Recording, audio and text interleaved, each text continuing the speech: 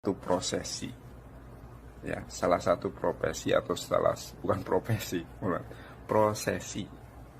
Prosesi bagaimana Yesua HaMasyiah disentuh, ya, diminyai oleh seorang perempuan.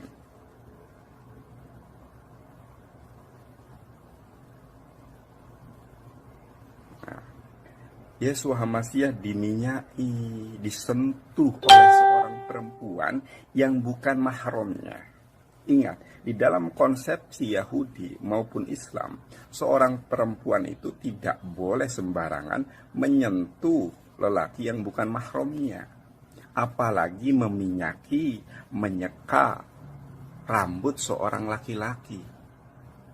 Ya, bahkan menciuminya tidak dapat dilakukan kecuali oleh seorang istri kepada suaminya.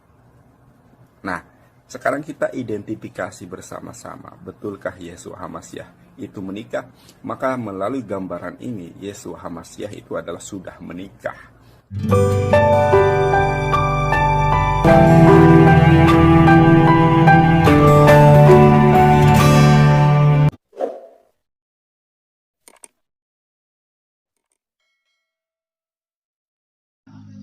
Salam teman-teman sekalian, berjumpa kembali dengan saya Arif Gule di channel TV Laskar Kristus ini.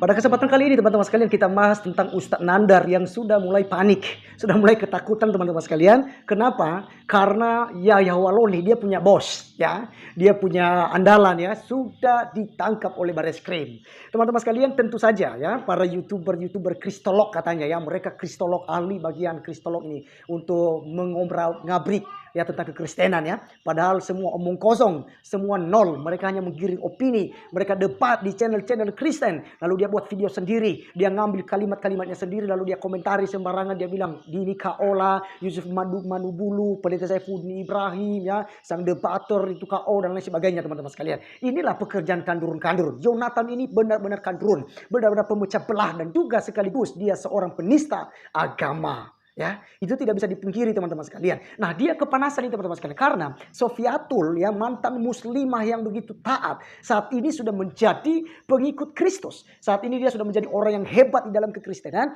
dan dia, ya, berdebat dengan para ulama-ulama. Nah, teman-teman sekalian, Ustadz Nandar sangat takut. Dia sangat ketakutan kepada Ibu Sofiatul, ya. Kenapa? Karena Sofiatul ini bukan orang sembarangan teman-teman sekalian. Tentang secara Al-Quran, secara itu Nabi Muhammad, semua dia kuasai semuanya. Sehingga Ustadz Nandar itu nggak berani, mulai kepanikan. Nah, ada nanti satu di video daripada Ustadz Nandar ketika dia berceramah teman-teman sekalian. Dia menghina Yesus. Dia menghina Yesus dengan berkata Yesus pernah menikah dengan Maria Magdalena dan punya anak 2. Dan bukan hanya Yesus saja punya istri 1, tapi juga Yesus katanya punya istri banyak. Dia poligami.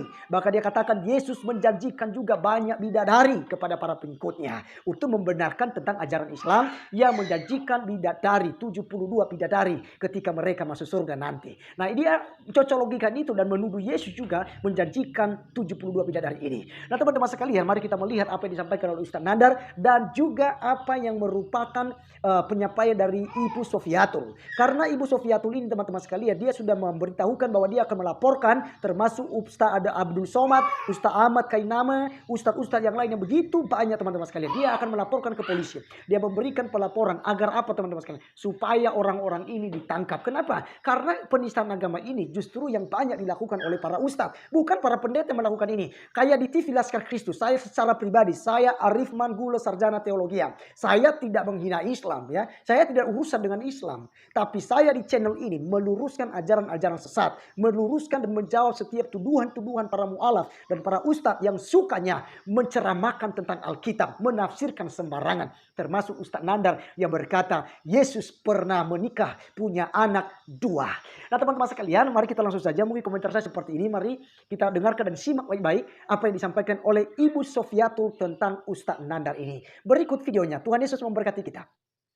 YouTuber kristolog muslim sudah mengantongi YouTuber Kristian yang kemudian melakukan penghujatan yang tersebar di konten Yusuf Manubulu, kemudian Kanuru, ya, kemudian Sofiatul. Kita sudah kantongi semua bukti-bukti, ya, barang bukti, kemudian alat bukti pun sudah kita kumpulkan terkait mereka ini. Jadi kalau mau saling melapor ya kita saling mengantongi gitu kan. Dan kita sudah mengumpulkan bukti-bukti terkait YouTuber-YouTuber di seberang sana yang telah melakukan tindak pidana juga. Ya, jangan kemudian terlalu mereka pede, wah, pihak muslim harus dilaporkan. Ternyata mereka pun melakukan hal yang sama.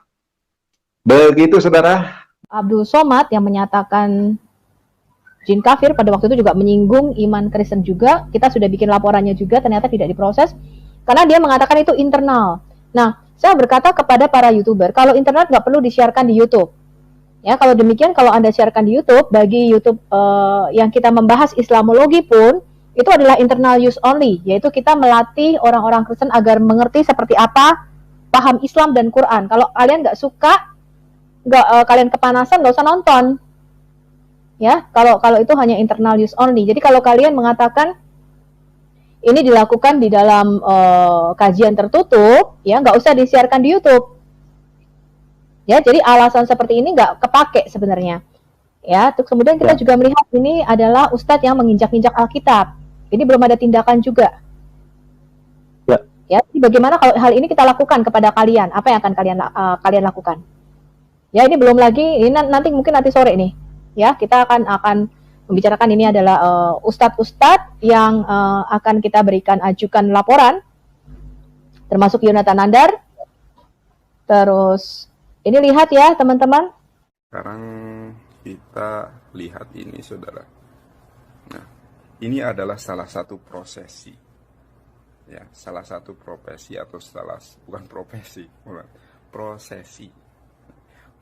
bagaimana Yesus Hamasiah disentuh, ya, diminyaki oleh seorang perempuan.